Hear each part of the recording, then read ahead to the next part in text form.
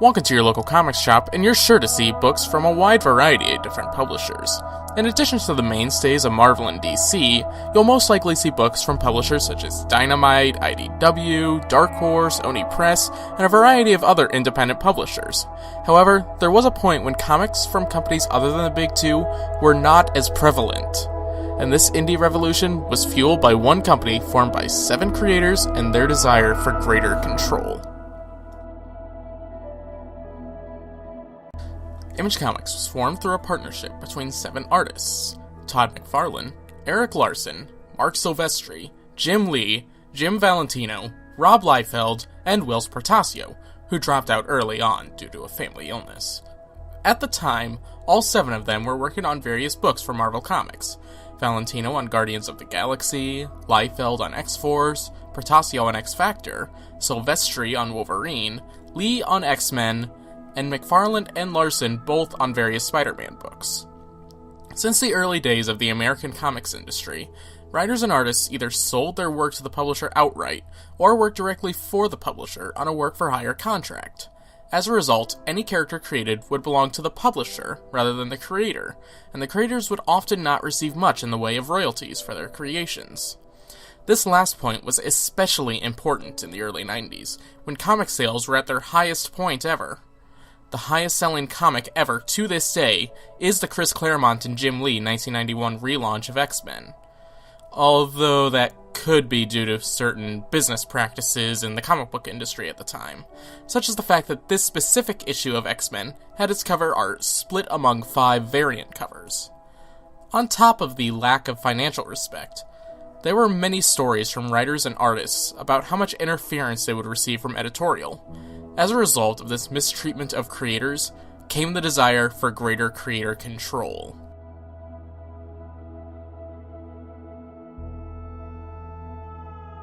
The first step towards this goal came in the form of a dinner in 1991 between Liefeld, Valentino, Larson, and Dave Olbrich, who was the publisher for Malibu at the time. Rob Liefeld had been interested in doing a series away from the editorial interference at Marvel, and Olbrich expressed interest in publishing the supposed comic.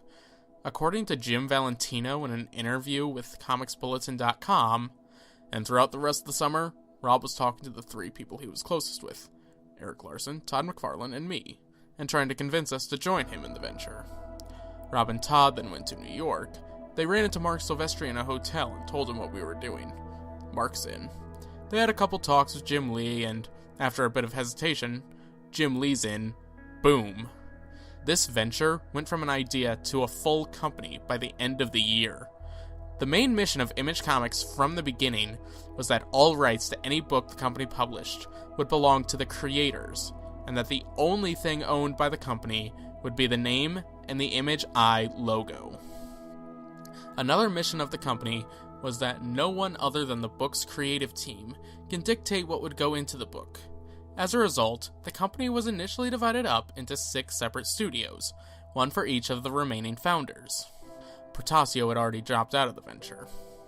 These initial studios were Shadowline, run by Valentino, Top Cow Productions by Mark Silvestri, Eric Larson's Highbrow Entertainment, Todd McFarlane Productions, Rob Liefeld's Extreme Studios, and Jim Lee's Wildstorm Studios, which later became an imprint of DC Comics after Lee sold the studio. The first comics to be published by Image were Todd McFarlane's Spawn, Rob Liefeld's Youngblood, Eric Larson's Savage Dragon, and Jim Lee's Wildcats in the spring of 1992. These earliest books were actually published by Malibu, though Image is listed as the publisher on the covers. Malibu would continue to publish books for Image throughout the company's first year, until Image broke off early in 1993.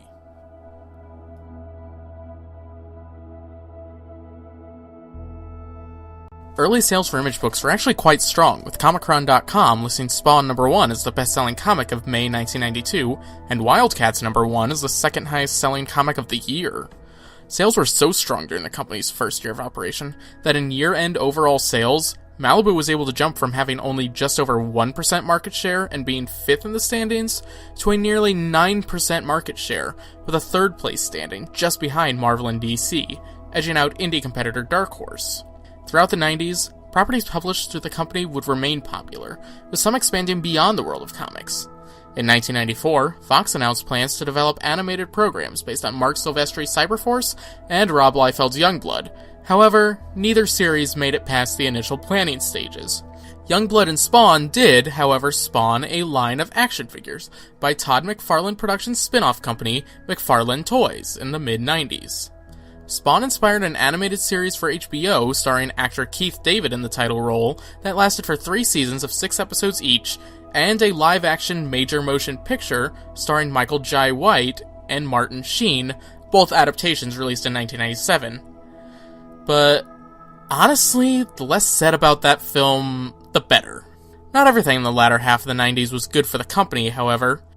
In 1996, following a disagreement with Rob Liefeld, Mark Silvestri and his studio, Top Cow Productions, briefly broke off from Image, though he would eventually return after Liefeld left the company in September of that year. Today, Image is still a powerhouse in the world of creator-owned comics, with the company holding the 3rd place spot in year-end sales in 2015, and publishing numerous critically acclaimed and fan-beloved books, including Robert Kirkman's The Walking Dead, Kieran Gillen and Jamie McLevy's The Wicked and the Divine, and Brian K. Vaughan and Fiona Staples' Saga.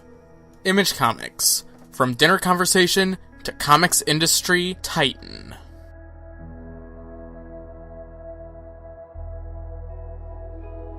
So that's episode 2 of the series that still doesn't have a final title, but for the time is Sequential History. I did not expect it to take 3 months to finish the 2nd episode, but hey, here we are, and it's close to 2 a.m. when I am doing this. I do have a 3rd episode in the writing stages at this point. It's at about a page and a half, so probably about a minute. Considering the way I write, half of that will probably be cut out in the recording stage. Yeah. So at the rate that it took me for this one, that one should be out in about sometime in 2017, maybe? Yeah. That sounds about right.